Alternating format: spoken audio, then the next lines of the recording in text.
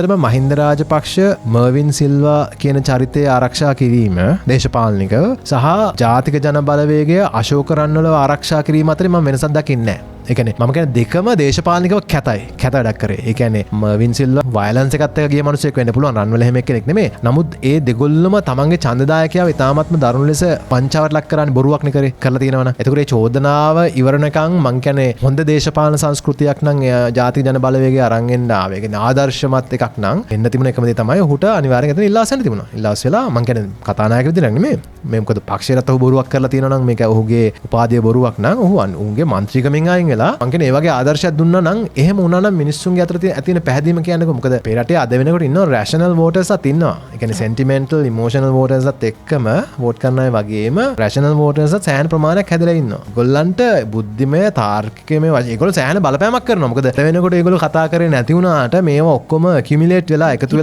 වෙලා ඡන්දෙ කිට්ටුනට බලන්නකෝ ඔක්කොම ඇනාලිසිස් ටික එළියට එන විදිය. එතකොට හැංගෙන්න නැති වෙනවා. පාරවලුත් නැති වෙන්න පුළුවන්. නැති වෙනවා. ඉතින් ඒකින්ද මම කියන්නේ ඊළඟ 2029 බලය එහෙම ලේසියෙන් කාටර් ඉනවා කියලා හිතනවා නම් එහෙම නැත්නම් මේ රටේ විපක්ෂයක් කවුරු එකක් දාගෙන ඉන්නවා කියලා හිතනවා නම් ඔය තියෙන ලක්ෂ්‍ය තමන් ගාව ඔය හැමෝටම මම කියන්නේ මේ වල NPP එකත් ඇතුළුව මම කියන්නේ අද වෙනකොට ඔය හැමෝටම තියෙන ලක්ෂ්‍ය 10යි 15යි ඡන්ද විදිහට ඉතුරුලා තියෙන්නේ හැමෝටම ලක්ෂ්‍ය 10 15 වගේ ඒ කියන්නේ සමග ජන බලවේගයටත් NPP එකටත් ඔය හැමෝටම බහුතරයක් එළියේ තියෙනවා ඡන්ද ලක්ෂ්‍ය 30ක් 40ක් විතර තියෙනවා අර විපක්ෂයේ වශයෙන් මේ වෙලාවේ එළිය බලන් ඉන්නවා. ඒගොල්ලෝ කතා කරන්නේ නැහැ. හැබැයි ඒ වෙලාවේ 2029 වෙනකොට ඒ වෙලාවේ අවශ්‍ය කරන හොඳම විසඳුම අරන් එන කණ්ඩායම මේ වෙලාවේ රටට බලපාන ප්‍රායෝගික ගැටලු වලට හොඳම විසඳුම අරන් එන කණ්ඩායමට ඔන්න විපක්ෂය ආයසරක් ගිහලා ජනතා විපක්ෂය ගිහිලා ආයසරක් ඡන්ද දෙනවා.